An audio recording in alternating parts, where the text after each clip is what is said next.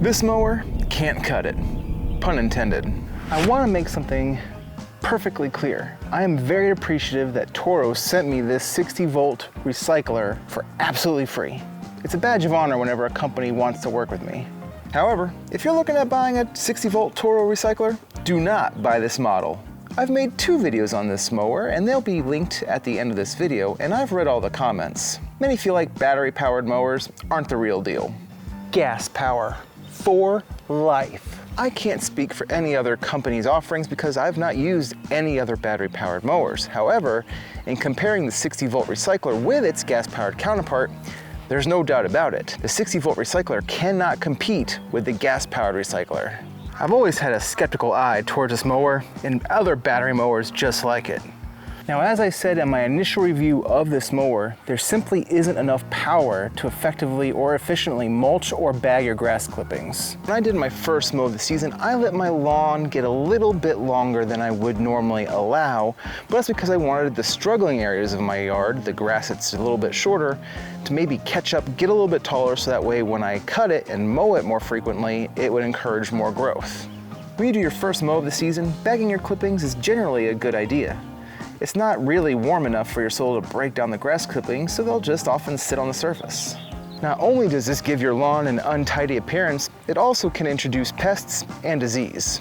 This all boils down to power and torque, and there needs to be enough of it to generate enough RPMs to keep the grass clippings underneath the deck longer to be chopped up finer for mulching or to be sucked up into the bag. Starting with last season, I've had to travel a lot more for work, so mowing a couple times a week is tough to do. It's more like every 7 to 10 days, if not longer.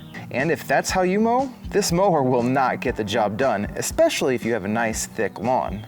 Some of you may be saying, okay, so that mower isn't really worth it, but I really want a battery-powered mower, so what should I get instead? As I mentioned earlier in this video, I can't speak for any other company's offerings because I've not used any other battery-powered mowers. See, I did say this. I haven't used any other battery-powered mowers other than the Toro 60-volt. So initially I wanted to say, stick with the gas-powered mower until the technology catches up. However, that's not really fair. So if you're a Toro fan, get the newer version of this mower that has the Vortex feature. From my understanding, it allows more air to get underneath the deck, allowing the clippings to be up under there a little longer to be mulched more effectively or get into the bag.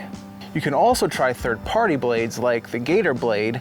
They tend to do a better job with mulching. However, that doesn't help with airflow and doesn't let things get bagged any easier. If you're looking for a good battery-powered mower regardless of brand loyalty, Ego appears to be the way to go. So from what I gathered from colleagues and just doing a little bit of research, it appears that Ego is the way to go when it comes to the DIY battery-operated lawn equipment space. They produce more power, or at least use their power more efficiently to provide a better cut on the lawn. And most comparison videos that I've seen tend to go in the way of Ego versus the competitors. However, I'm sure you're going to hear differing opinions about this topic, so if you have a battery-powered mower of choice, comment down below with what that mower is and its pros and cons. With all this said, I'm getting rid of this mower.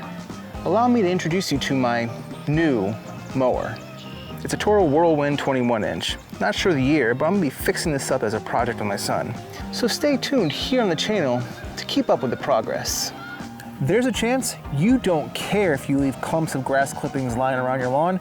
You just want your grass cut. If that's the case, here's a video showing the ins and outs of this 60-volt Toro recycler. Go ahead and give it a watch to see if it fits your needs. I should have cleaned this before I start this video.